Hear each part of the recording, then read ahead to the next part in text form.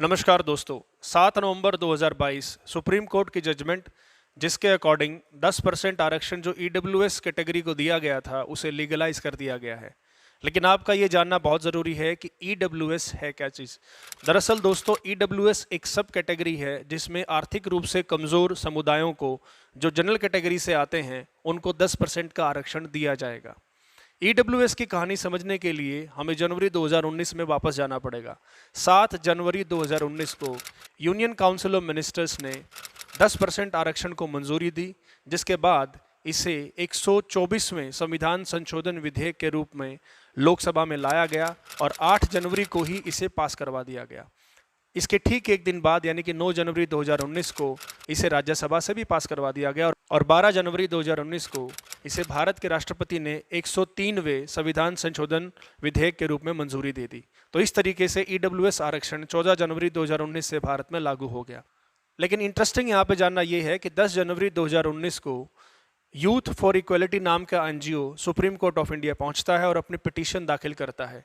अपनी पिटीशन में ये एनजीओ कहता है कि 10% आरक्षण 50% मिनिमम 50% आरक्षण के को वायलेट करता है। मतलब क्या है इसका? अभी जो आरक्षण अभी है इसमें 15% आरक्षण एससी कैटेगरी को है, 7.5% आरक्षण एसटी कम्युनिटी को है और 27% आरक्षण ओबीसीज को है। तो इस तरीके से 49.5% ये आरक्षण बन जाता है और इसमें 10% अगर आप और जोड़ देंगे तो टोटल 60% ये आरक्षण हो जाता है। तो इस तरीके से इनका पॉइंट वैलिड था और ये पहुंचते हैं सुप्रीम कोर्ट में और अपने पिटीशन में ये कहते हैं कि हम ईडब्ल्यूएस आरक्षण के खिलाफ नहीं हैं, बल्कि जो ऑलरेडी आरक्षण दिया गया है 27%, उसी में से कन्वर्ट करके ये 10% ईडब्ल्यूएस के बेसिस पे आरक्षण दिया जाना चाहिए।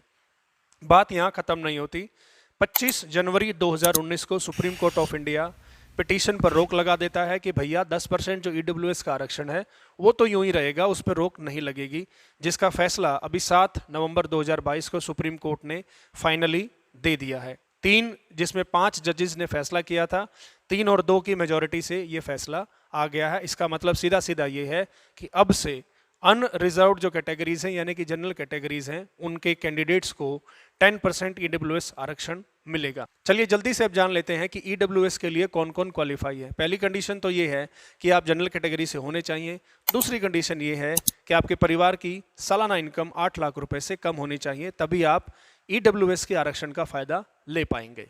अनरिजर्व कैटेगरीज में दोस्तों ईडब्ल्यूएस आरक्षण दिया गया, लेकिन सोचने की बात है कि जो कैटेगरीज पहले रिजर्व नहीं हैं उन्हें 10% आरक्षण क्यों दिया गया। इसको जानने के लिए 3 बातें आपको जानना बहुत जरूरी है। पहला तो इनमें कौन कौन ऐसी जातियां समुदाय हैं जिसको इस आरक्षण का फायदा मिलेगा, दूसरा क्या क्या मिलेगा और तीसरा क्या ये सही है या गलत है। इन तीनों सवालों पर एक एक करके मैं आऊँगा।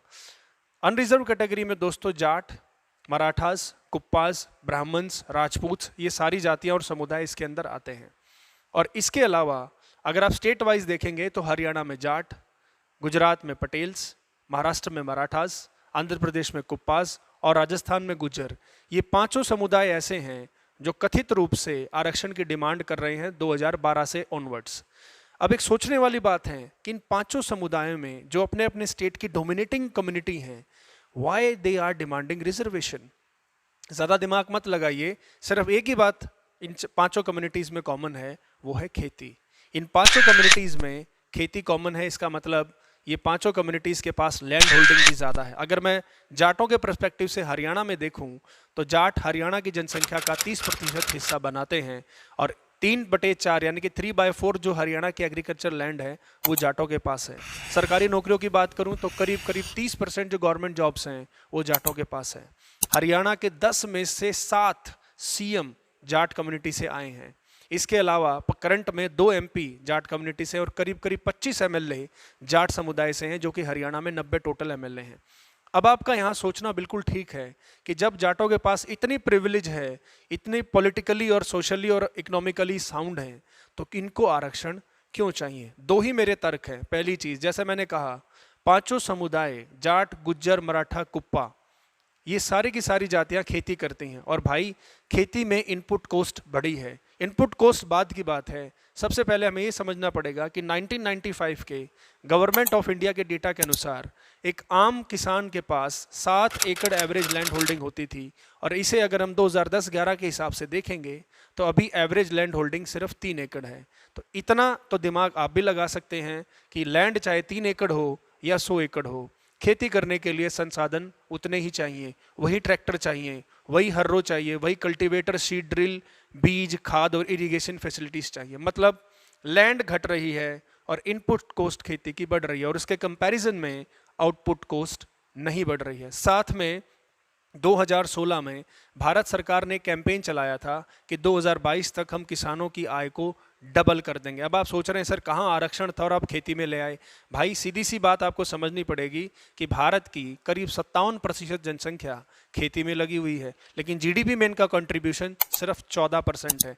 मोटा सा ये समझ लीजिए, अगर भारत में 100 लोग रहते हैं तो 57 लोग खेती करते हैं, और 100 लोग अगर मिल के साल में 100 रुपया कमाते हैं तो ये 57 लोग एक साल में सिर्फ 14 रुपये कमाते हैं। इसका मतलब खेती में कुछ तो गलत है भाई। तो ये जो कम्युनिटीज जो खेती करती हैं, अब उन्हें अपना जीवन स्थायी रूप से जीने के लिए स्थायी नौकरी चाहिए, यानी कि स्थायी इनकम चाहिए, और स्थायी इनकम के लिए स्थायी नौकरी चाहिए। और भाई स्थायी नौकरी का मतलब है सरकारी नौकरी, और सरकारी नौकरी के लिए आरक्षण चाहिए। मेरी बात समझ रहे हैं? एग्रीकल्चर में क्राइसिस है, और उसी क्राइसिस को सप्लीमेंट करने के लिए ही ये कम्युनिटीज आरक्षण मांग रही हैं। अब मैं आ रहा था किसानों की इनकम को डबल करने वाले तर्क पे। 2016 में सरकार ने कहा कि किसानों की आय को हम डबल कर देंगे 22 तक, लेकिन 2022 भी चला गया, तो क्या किसानों की इनकम डबल हुई? लेकिन साहब थोड़ा रुकिए, डबल तो बात की बात है, पहले ये जान लीजिए कि अभी इनकम है कितनी, या 2016 में कितनी थी। गवर्नमेंट ऑफ इंडिया के डेटा के अनुसार एक किसान ऑन एन एवरेज एक महीने में करीब 7,000 रुपये कमाता है। 12 सत्ते 84, एक साल में 84,000। तो अगर 22 तक डबल हो भी गई तो करीब 2 लाख रुपए इनकम हो गई। तो क्या 2 लाख में एक किसान का घर चलेगा? जवाब है नहीं। फिर से वही आरक्षण यहाँ पे उठ के आ जाता है। अगर खेती नहीं करेंगे तो फिर क्या करेंगे? तो सरकारी नौकरी। सरकारी नौकरी करने के लिए क्या चाहिए? आरक्षण। तो इस तरीके से दोस्तों जो आरक्षण की डिमांड है वो खेती में घाटे के साथ जुड़ी हुई है। खेती जितना लॉस में जाएगी, आरक्षण की डिमांड इन अनरिजर्व कैटेगरीज में उतनी ही उठ के आएगी। और यहाँ पे बात सिर्फ जाटों की नहीं है, इसमें ब्राह्मण्स भी आते हैं, राजपूत भी आते हैं, पटेल भी आते हैं जिनको पाटीदार कहते हैं, और आंध्र प्रदेश में कुप्पा। ये सारी जातियाँ, ये सारे समुदाय इसीलिए आरक्षण की डिमांड कर रही हैं। अब आप, मेरा ख्याल है अब आप समझ गए होंगे कि why these dominating caste of their states are demanding reservation.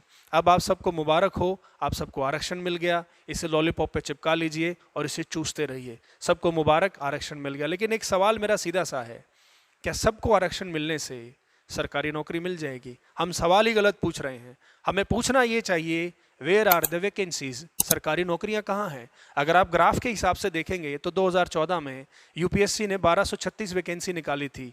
अभी 2021-22 में वो वैकेंसी घट के करीब 600-700 के आसपास आ गई। एसएससी का डेटा उठा के देख लीजिए। एसएससी में मुझे जहाँ तक याद है 2014-15 में बल्क में वैकेंसीज आई थी, 25-30 हज़ार वैकेंसी थी। अभी वैकेंसीज घटती चली जा रही हैं आपका जैसे जैसे टाइम आगे जाता जा रहा है। स्टेट गवर्नमेंट जॉब की हालत तो इससे भी बुरी है। स्टेट गवर्नमेंट जॉब्स का तो रूल है, कोई भी भर्ती बिना हाई कोर्ट के हाथ लगाए पूरी नहीं होती। 3-3, 4-4 साल निकल जाते हैं ज्वाइनिंग मिलने में, फॉर्म भरने में। फॉर्म भर दिए, फिर पेपर लीकेजेस, काफ़ी सारे लफड़े हैं। तो आरक्षण की बजाय हमें पूछना ये चाहिए कि वेयर आर द वैकेंसीज, क्योंकि सरकारों के लिए आरक्षण देना और लेना बड़ा सिंपल है। वो लोगों को थोड़े टाइम के लिए सेटिस्फाई कर, हमें आरक्षण मिल गया, अब हमें सरकारी नौकरी मिल जाएगी। लेकिन ऐसा नहीं है। आप सवाल अगर गलत पूछेंगे तो जवाब भी गलत ही आएगा, और अगर सवाल आप सही पूछेंगे तो जवाब भी सही आएगा। तो दोस्तों, आपके जवाब का भी मुझे इंतज़ार रहेगा। मेरी इस वीडियो में कमेंट करके मुझे बताइए कि वीडियो का कंटेंट, एडिटिंग आपको कैसी लगी, और किस तरीके से वीडियो जो है ये अच्छी लग रही हैं आपको या बुरी लग रही हैं। मुझे अपने कमेंट ज़रूर दीजिएगा, ताकि आपकी दी गई फीडबैक को मैं अपनी अगली वीडियो में इस्तेमाल कर सकूं। इसी के साथ थैंक यू वेरी मच। नमस्कार दोस्तों।